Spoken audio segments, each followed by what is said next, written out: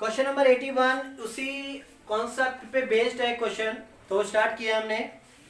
XYZ limited company है, 2000 shares issue किए हैं 100 ईच के, बट पब्लिक ने खरीदे कितने हैं 1000 शेयर्स, यानी जो सब्सक्राइब किए हैं वो 1000 शेयर्स किए हैं। तो क्वेश्चन भी किससे होगा 1000 से, बट शेयर तो बता दिया आपको 100 रुपीज का है। क्वेश्चन में थोड़ा आगे पढ़ोगे तो यहाँ पे लिखा है final call was not made, सबसे एंड में क्वेश्चन में लिखा है final call was not made और फाइनल कॉल 30 रुपीज की है, तो मैंने पहले ही माइनस कर दिया। तो कॉल्ड अप कितना है 70 आपका कॉल्ड अप है। 5 रुपीज आपका सिक्योरिटी प्रीमियम गिवन है, टोटल हो गया 75 में से 10 की एप्लीकेशन है, 25 अलॉटमेंट है और 40 के आपकी फर्स्ट कॉल है। तो यहाँ पे एज्यूम करेंगे जो सिक्योरिटी प्रीमियम है वो है आपका 20 + 5। क्वेश्चन में मेंशन भी है अलॉटमेंट के टाइम पर सिक्योरिटी प्रीमियम है, तो सिक्योरिटी प्रीमियम जो है आपका 5 यहाँ पे होगा, यानी अलॉटमेंट होगी 20 + 5। तो काउंट करेंगे टोटल आपका 75 बन रहा है, पूरा है।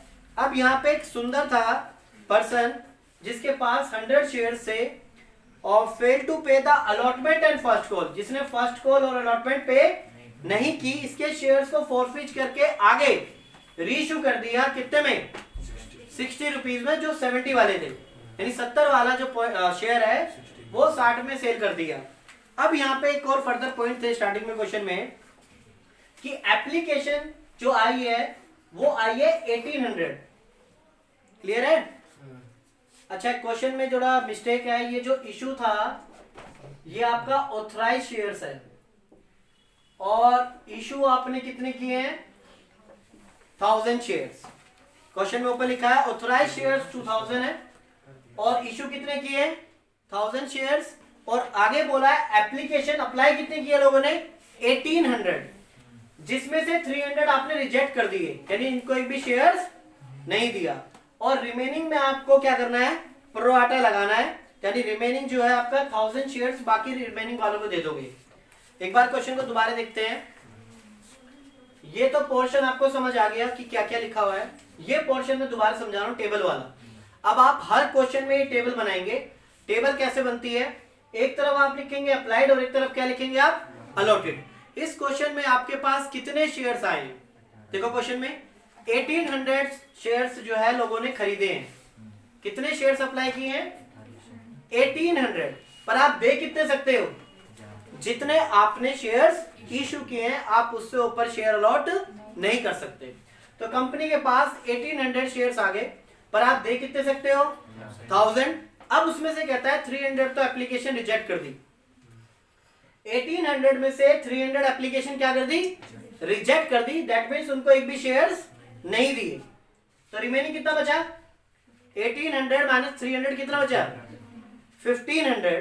तो उनको कितने शेयर्स दिए आपने 1500 शेयर्स वालों को आपने कितने शेयर्स दिए, तो इनका एक्सेस है यहाँ पे कितना एक्सेस है, यहाँ पे एक्सेस है 500 शेयर्स। कहां एडजस्ट करोगे इनको, एडजस्टेड ऑन अलॉटमेंट, यही तो होता है भाई। 1500 शेयर्स आ गए, पर हम दिए कितने उनको शेयर्स 1000, तो उनका जो एक्सेस 500 शेयर्स है उनको कहां एडजस्ट करोगे अलॉटमेंट में। क्वेश्चन में लाइन भी लिखी हुई है, आप फर्स्ट सेकंड पैराग्राफ में देखो 300 share rejected and the rest of the application were ₹1000 shares on prorata basis, excess money was transferred to allotment. जो भी एक्सेस मनी है उसको कहां पे ट्रांसफर करोगे अलॉटमेंट पे। अब यहाँ पे आगे हम स्टार्ट करते हैं क्वेश्चन। सबसे पहले इसमें वो तीनों बातें देखते हैं कि जो मैंने आपको बताई थी प्रोराटा में कैलकुलेशन होती है, क्या वो इस क्वेश्चन में होगी या नहीं होगी। सबसे पहला मैंने पॉइंट लिखवाया था उसके अंदर ओवर सब्सक्रिप्शन, क्या है ओवर सब्सक्रिप्शन है। दूसरा पॉइंट, क्या एक्सेस अमाउंट कहां पे एडजस्ट हो रहा है अलॉटमेंट पे, वो भी हो रहा है। एक्सेस अमाउंट आपका अलॉटमेंट पे एडजस्ट हो रहा है, और अलॉटमेंट ही देखो बंदे ने नहीं दी, उस शेयर होल्डर ने वो अलॉटमेंट ही नहीं दी। ये तीनों पॉइंट है, ठीक है। कॉल को भूल जाओ, एडजस्ट पैसा किस पे हुआ है और फिर क्या नहीं दी, तो उस केस में आपको मैंने बताया था कैलकुलेशन होगी, वो कैलकुलेशन मैं आपको यहाँ पे बता रहा हूं, ध्यान से देखें। सबसे पहले यहाँ पे एक बात बताओ कि जो पर्सन है सुंदर, इसने अलॉटमेंट और फर्स्ट कॉल नहीं दी। क्लियर है? अब इसने मांगे तो शेयर्स ज्यादा ही होंगे ना। ये कौन से शेयर्स हैं पहले तो ये पता लगे। 100 शेयर्स हैं किसके? सुंदर के। तो ये कौन से शेयर्स हैं? अलॉटेड। कंपनी ने दी होंगे इसको 100 शेयर्स, मांगे तो उसने ज्यादा ही होंगे ना। क्या सुंदर ने शेयर्स ज्यादा मांगे होंगे या नहीं मांगे होंगे? क्या 1500 वालों को कितने शेयर्स दिए गए? तो सबने ज्यादा मांगे थे। मिले कितने हैं सबको? कम मिले। तो सबसे पहले आप सुंदर के कौन से शेयर्स निकालने जा रहे हो? अप्लाइड। ये 100 जो शेयर्स है वो इनमें है। मैं जानना चाहता हूं सुंदर के इनमें कितने शेयर थे, यानी इस अप्लाइड में। तो अप्लाइड शेयर्स ऑफ सुंदर। तो इसका फॉर्मूला है, जो चाहिए वो ऊपर रखो, अप्लाइड अपॉन में अलॉटेड मल्टीप्लाई बाय में जो भी allotted shares of shareholder है। Allotted shares of shareholder जिसके बारे में हम बात कर रहे हैं वो शेयर होल्डर की बात कर रहे हैं। अप्लाइड में आप ये लिखेंगे डिवाइड ऊपर 1500 डिवाइडेड बाय अलॉटेड कितने हैं? 1000। कुछ स्टूडेंट ये डिवाइड कर देते हैं 18 डिवाइडेड बाय 1000। नहीं, 300 तो हमने क्या कर दिया इसमें से वापस कर दिए। तो इसमें प्रोराटा लगाना है आपको। मल्टीप्लाई बाय 100 तो कितना होगा? 150। ऑब्वियसली अभी 1500 वालों को कितने मिले हैं? 100। तो इसको कितने मांगे होंगे? 150। क्लियर है? जो चाहिए वो ऊपर रखो। ये सुंदर के कौन से शेयर्स हैं? अलॉटेड शेयर्स हैं, यानी ये वाले। मैं जानना चाहता हूं कि सुंदर ने अप्लाई कितने शेयर्स किए थे। तो उसका फॉर्मूला है applied divided by allotted into उसके शेयर्स जो अलॉटेड है। तो कैलकुलेट करेंगे कितने शेयर्स आ गए?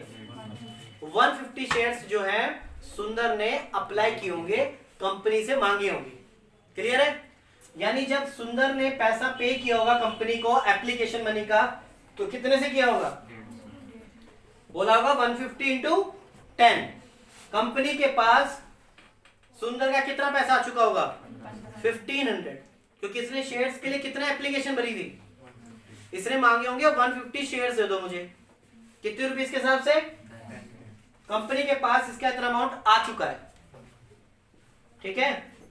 पर बनता कितना है? बनता कितना है? इसको पता चला कि कंपनी ने इसको शेयर्स ही कितने अलॉट किए हैं? 100 शेयर्स दिए। तो ये कंपनी को बोलता है आपने मेरे से 150 इंटू 10 1500 ले लिए, पर शेयर्स कितने दिए हैं? 100 इंटू 10 तो कितना हो गया आपके पास? एक्सेस मनी कितनी है? एक्सेस मनी किस पे पड़ी हुई है इसकी? एप्लीकेशन पे। जो कहां एडजस्ट करोगे? विच एडजस्टेड ऑन अलॉटमेंट। ये इसका 500 कहां एडजस्ट होगा? अलॉटमेंट पे। अब इसको बोला अलॉटमेंट दो। तो सुंदर की अलॉटमेंट कितनी बनती थी? 100 शेयर्स है इसके और 25 रुपीज की अलॉटमेंट है। कितना हो गया? 2500। अब इससे क्या मांगा गया? ध्यान से सुनो, ये सेम टू सेम वैसा चल रहा है कि फी कितनी थी? 1000 रुपए, पर मिल कितने गए? फी 1500 मिल गए। हमने बोला 500 रुपए तेरे अगले महीने एडजस्ट कर लेंगे। फिर अगले महीने पूछा तेरी फी कितनी है? 100 इंटू 25। सुंदर को कितने पैसे देने थे? 100 इंटू 25 अलॉटमेंट के हिसाब से 2500 देने थे। वो इसने नहीं दिए ना, देखो। बट उसके 500 हमारे पास क्या थे? एक्स्ट्रा थे। तो कितने रुपीस नहीं है? ये 500 माइनस करने के बाद 2000 अमाउंट है, वो आपका क्या होगा? कॉल इन, जो अलॉटमेंट पे नहीं है। बस ये पॉइंट निकालने के लिए हमने इतना शापा किया है, इतनी कैलकुलेशन हमने इसकी वजह से की है। नॉर्मल क्वेश्चन होता तो आप क्या लिखते? सुनो, नॉर्मल क्वेश्चन होता तो आप क्या कैलकुलेशन करते? सुंदर है, 100 शेयर्स हैं, मल्टीप्लाई बाय कितना हो गया? 25।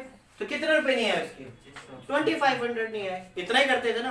अब एक्स्ट्रा ये पॉइंट सारे इसलिए हुए हैं क्योंकि सुंदर ने शेयर्स तो ज्यादा मांगे थे ना।